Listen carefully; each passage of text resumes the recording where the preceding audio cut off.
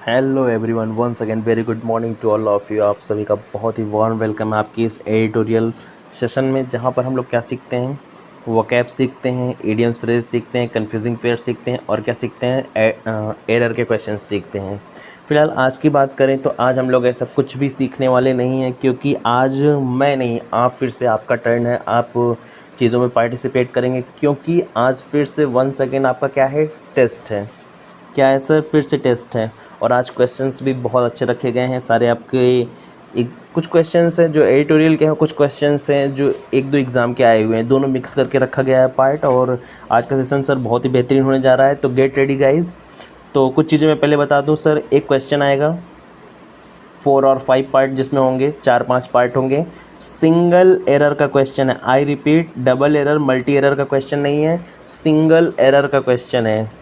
किसी 4-5 पार्ट्स में किसी में से एक में एरर है और आपको वो फाइंड आउट करना है और वो टिक करना है, वो आंसर करना है। और जब पूरा सेशन कंप्लीट होगा तो आपको अपना फाइनल स्कोर बताना है कि आउट ऑफ 8 आप कितना पाए हैं, 6, 7, 8 कितना नंबर आपने गेन किया, ठीक है। और पर क्वेश्चन आपको 30 सेकेंड्स मिलेंगे सॉल्व करने के लिए। तो चलिए गेट रेडी गाइस, तैयार हो जाइए।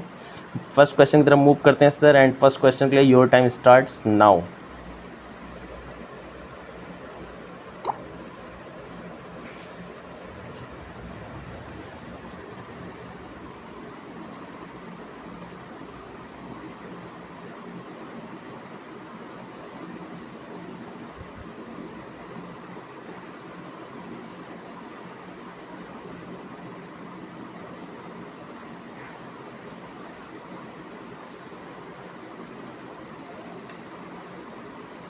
चलिए टाइम अप हो गया गाइस, टाइम अप हो गया, एंड आई होप आप सबका आंसर आ गया होगा। तो फटाफट चलिए हम देखते हैं। लिखा है कि keep your electronic gadgets dry.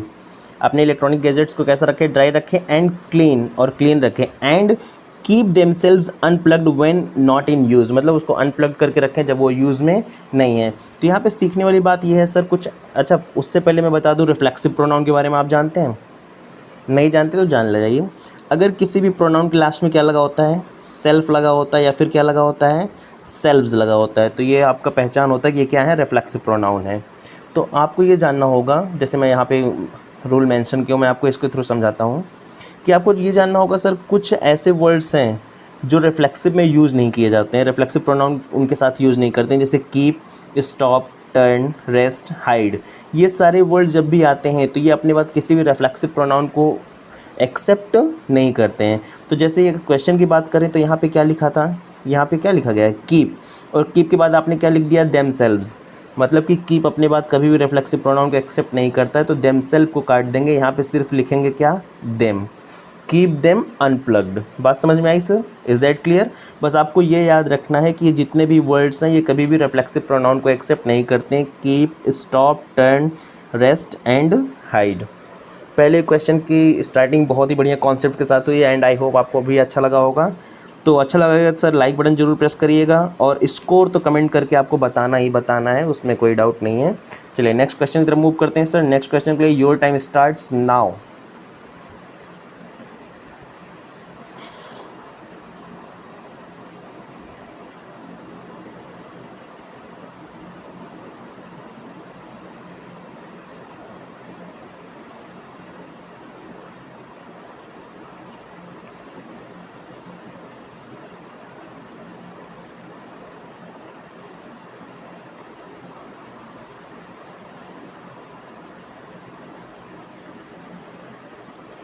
चलिए टाइम अप हो गया गाइस, टाइम अप हो गया। इसका हम लोग चलते हैं, आंसर देखते हैं क्या होगा। तो क्या लिखा है कि no institution house ever high including the judiciary should insulate oneself from improvements. मतलब कहना चाहता है कोई भी ऐसा इंस्टीट्यूशन नहीं है, चाहे वो जितना भी आए हो, जुडिशरी को भी लेकर शुड चाहिए, क्या करना चाहिए उनको? Insulate oneself from improvements. अब यहाँ पे अगर एरर की बात करें ना, तो यहाँ पे क्या लिखा गया है? One self. आपको याद रखना है वन सेल्फ तभी आता है जब आपका सब्जेक्ट, क्या सर? सब्जेक्ट क्या हो? वन। तो वन का आप क्या बना देते हैं? One self. लेकिन क्या यहाँ पे सब्जेक्ट वन है?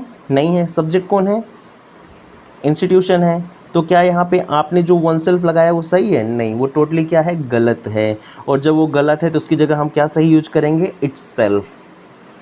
भाई इंस्टीट्यूशन तो लिविंग थिंग है नहीं ना, तो उसके लिए हम क्या यूज करेंगे, इट्स सेल्फ। किसको रिप्लेस कर देंगे, वन को। और अपने माइंड में एक चीज़ सेट करेंगे कि वन सेल्फ का यूज़ हम तभी करेंगे जब हमारा सब्जेक्ट के प्लेस पर कौन होगा गिवन, सब्जेक्ट प्लेस में कौन गिवन होगा, वन। सब्जेक्ट के प्लेस में वन गिवन होगा, then we will use oneself, otherwise depend on the subject. ठीक है, अब चलो नेक्स्ट आगे देखते हैं। तो इसके किस पार्ट में एरर था ये भी देख लेते हैं, डी पार्ट में एरर था। ठीक है, आई होप आप लोग का क्वेश्चन सही रहा होगा, गलत नहीं होगा।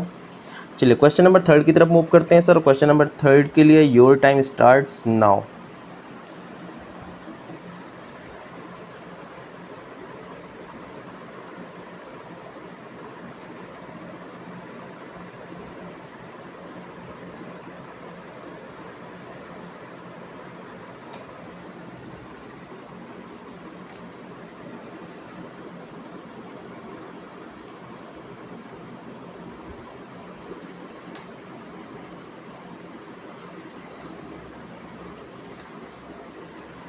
चलिए टाइम अप हो गया गाइज, हम लोग आंसर देखते हैं जल्दी से। क्या लिखा है कि since more than 100 years now. अच्छा एक बात बताओ मुझको, सिंपल सी एक बात बताओ, आप अपने माइंड से सोचो। मैंने स्टार्टिंग में क्या बोला था, किस टाइप का क्वेश्चन है ये, सिंगल एरर का क्वेश्चन है, मल्टी एरर नहीं है। मतलब कि इसके जो 4 पार्ट्स हैं उसमें से किसी एक पार्ट में एरर होगा।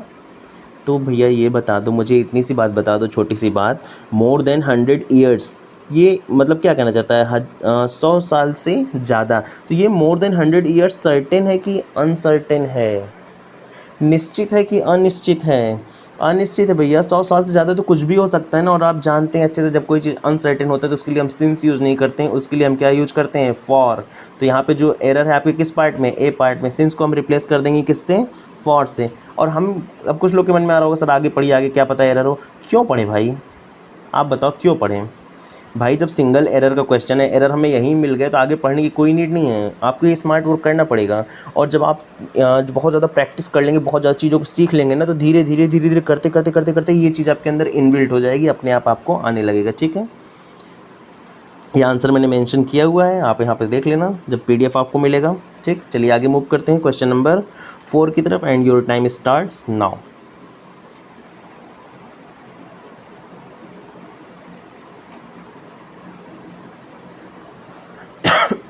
सॉरी,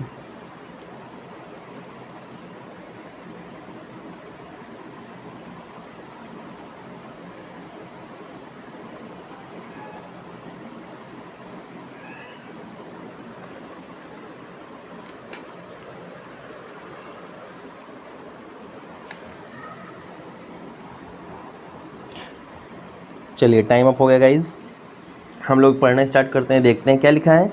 द सीलियंट, मैंने क्या बोला, अभी जब आप थोड़ा सा आपको नॉलेज हो जाएगा, थोड़ी सी चीज़ें हो जाएंगी, प्रैक्टिस हो जाएंगी, तो आप खुद ही स्मार्ट वर्क करने लगो। फिर से मैं रिपीट कर रहा हूँ सर, ये बताओ कैसा क्वेश्चन है, सिंगल एरर का, कितने पार्ट में है, 4 पार्ट्स में है ना। और जब हमें एरर फर्स्ट पार्ट में ही मिल जाएगा तो आगे देखने की नीड है कोई नहीं है। तो वैसे ही बता रहा हूँ सर, याद रखिएगा किसी भी सेंटेंस की बिगनिंग कौन करता है, सब्जेक्ट। किसी भी सेंटेंस की बिगनिंग कौन करता है, सब्जेक्ट। सब्जेक्ट क्या हो सकता है सर, नाउन। नाउन नहीं होगा तो कौन होगा, प्रोनाउन। प्रोनाउन नहीं होगा तो कौन होगा, जीरेंड। और अगर जीरेंड भी नहीं होगा तो कौन होगा सर, इन्फेंटिव, जिसे आप कहते हैं 2+ वर्ब की फर्स्ट फॉर्म। इतनी सारी चीज़ें हमारी सब्जेक्ट हो सकती हैं। लेकिन एक बात आपको याद रखना है कि इन सारी चीज़ों को छोड़कर रिमेनिंग कोई भी पार्ट्स ऑफ स्पीच आपका कभी भी बिगनिंग नहीं कर सकता है। जैसे आपने यहाँ पे लिखा हुआ है, क्या देखा, यहाँ पे क्या लिखा हुआ देखा है, सीलियंट, जो किस तरह से यूज़ होता है, वर्ब की तरह से। ये प्लेस किसका है, सब्जेक्ट का है। तो हमें क्या चाहिए, क्या, नाउन चाहिए, क्या, नाउन। तो इसको हम यहाँ पे वर्ड चेंज करके क्या लगा देंगे, सीलियंस लगा देंगे। क्या लगा देंगे सर, सीलियंस। ठीक है, चलिए आंसर देख लीजिए, इसको हम रिप्लेस कर देंगे इससे। ठीक है, अब बताओ, अगर आपको पहले से पता होगा, आपको थोड़ा बेसिक नॉलेज होगा, आपको बेसिक जानकारी होगी, प्रैक्टिस इतना कर लिए होंगे कि आपको पहले ही पार्ट में एरर मिल गया, तो आगे देखने की ज़रूरत नहीं है। इसीलिए कहते हैं ना, प्रैक्टिस मेक्स मैन परफेक्ट। क्यों, क्योंकि जब आप प्रैक्टिस करते हैं तो आपको पता चल जाएगा कहाँ टाइम बचाना है या कहाँ टाइम आपको ज़्यादा देना है। चलिए नेक्स्ट मूव करते हैं क्वेश्चन नंबर 5 की तरफ, एंड क्वेश्चन नंबर 5 के लिए your time starts now.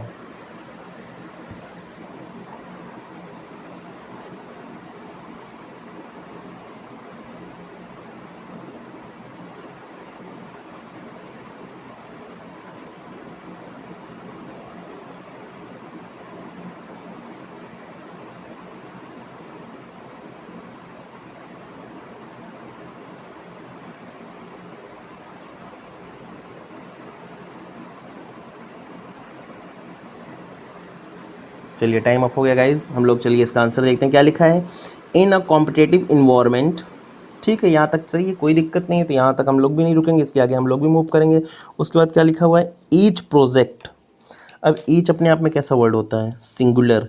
Each कैसा वर्ड होता है, सिंगुलर। अगर आपको कभी मिल जाए each, every, someone, somebody, no one, nobody, none, one, तो ये सारी चीज़ें किस तरह से ट्रीट करती हैं, सिंगुलर की तरह से। इसीलिए क्या लिखा है, ईच प्रोजेक्ट। जो सब्जेक्ट है तो डिमांड्स हो गया, अगर ये प्लूरल होता तो क्या होता है, demand. A new approach, so you kept, sorry so you keep. अब देखो कीप डिस्कवरिंग, तो आपको यहाँ से एक चीज़ और याद रखना है कि कीप हमेशा अपने बाद कोई भी अगर वर्ब लेगा तो वो कैसा लेगा, आईएनजी। जैसे कहते हैं ना, keep smiling, keep signing, keep learning, तो ये कीप अपने बाद हमेशा क्या लेता है, वर्ब में आईएनजी, ठीक है। Keep discovering new things and that is where learning happens, मतलब अगर देखा जाए तो हमारा ए पार्ट भी सही है, बी भी सही है, सी भी सही है, डी भी सही है। और जब सब चीज़ सही है तो सेंटेंस में डायरेक्टली क्या है, नो एरर, किसी तरीके का कोई भी एरर नहीं है। आंसर मैच कर लीजिए। चलिए अब आगे मूव करते हैं नेक्स्ट क्वेश्चन नंबर 6 की तरफ। एंड क्वेश्चन नंबर 6 के लिए your time starts now.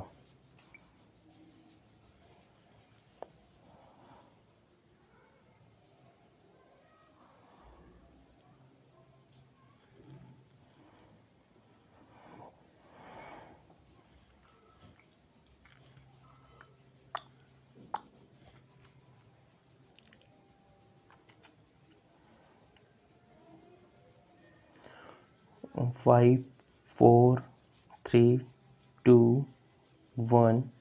Okay, time up guys, time up, time up. चलिए देखते हैं क्या लिखा है। लिखा है if a country is a tree, a country singular इसलिए क्या लगा दिए, is. Then education are, education are, education क्या है भाई, सब्जेक्ट है। अब आपको डिसाइड करना है काउंटेबल है कि अनकाउंटेबल है, तो कैसे डिसाइड करेंगे, आप बता सकते हो आपके पास कितने केजी एजुकेशन है, 10 केजी। अच्छा केजी में नहीं, किलोमीटर बता सकते हैं, आई हैव 10 किलोमीटर एजुकेशंस, नहीं ना, मतलब जिस चीज़ को मेज़र नहीं कर सकते वो क्या है, अनकाउंटेबल। और दुनिया की जितनी भी अनकाउंटेबल चीज़ होती, मैंने आपको पहले ही बताया है, वो हमेशा कैसी होती है, सिंगुलर। और अपने साथ हेल्पिंग वर्ब भी कैसी लेती हैं, singular. That's why here we will use is in place of are. Are के प्लेस पे क्या यूज कर देंगे, इज़। और किस पार्ट में एरर है, बी पार्ट में, ठीक है। चलिए आंसर देख लेते हैं, मैच कर लीजिए। तो आपको याद रखना है कि दुनिया में जितनी भी अनकाउंटेबल चीज़ें हैं उनके साथ कभी भी हम ए और एन का यूज़ नहीं करते हैं, एस और ई एस का यूज़ नहीं करते हैं, प्लूरल हेल्पिंग वर्ब का भी यूज़ नहीं करते हैं। दैट्स मीन ये चीज़ें हमेशा कैसी होती हैं, सिंगुलर। और अपने साथ जो भी हेल्पिंग वर्ब लेंगी कैसी लेंगी, सिंगुलर लेंगी। Is that clear guys. चलिए क्वेश्चन नंबर 7 की तरफ मूव करते हैं। क्वेश्चन नंबर 7 के लिए वंस अगेन आपको मिलेंगे 30 seconds and your time starts now.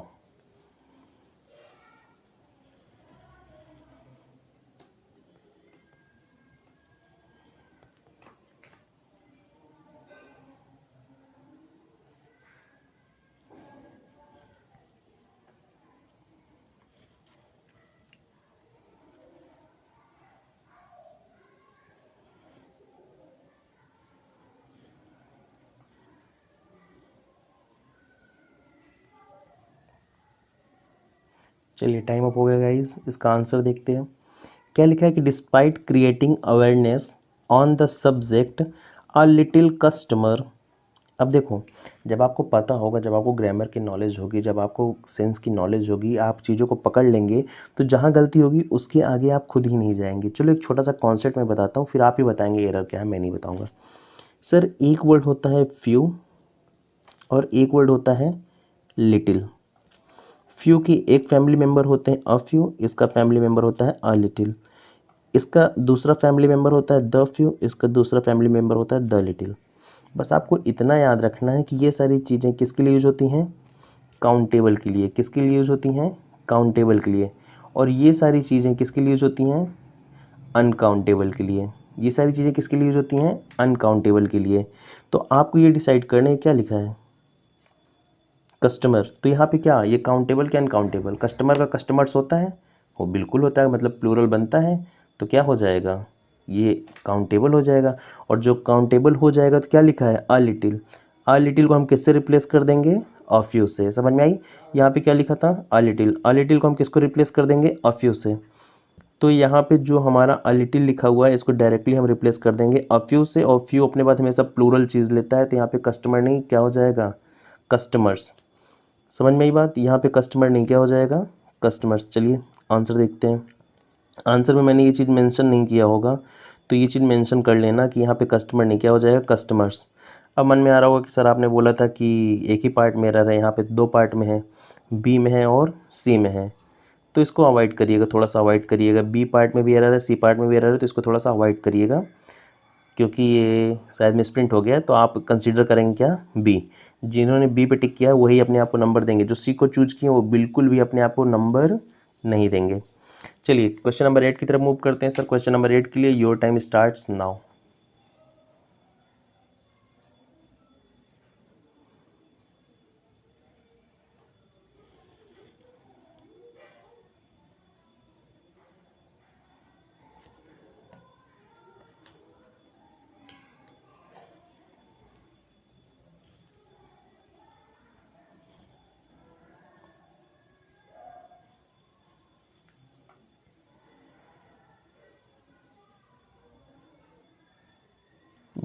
हाँ टाइम सब गाइस, टाइम है सब।